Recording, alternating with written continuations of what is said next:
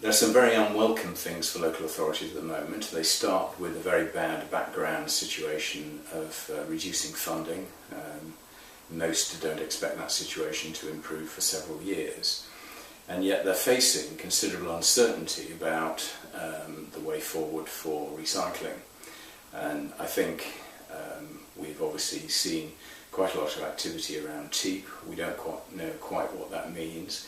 We don't have what one might expect would be leadership from government on this issue, so it's been left almost to individual authorities to decide how they will deal with it. If you add into that the MRF regulations, then we have a situation where local authorities are uncertain quite whether they can keep going with their commingled collections as they do now. And they do commingle collections for one very strong reason: it produces good recycling rates and it's much easier for the public to participate in.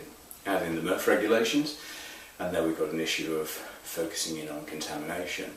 And clearly there is contamination, but we may find out that there are bigger issues in getting participation in the cleanest possible recycling.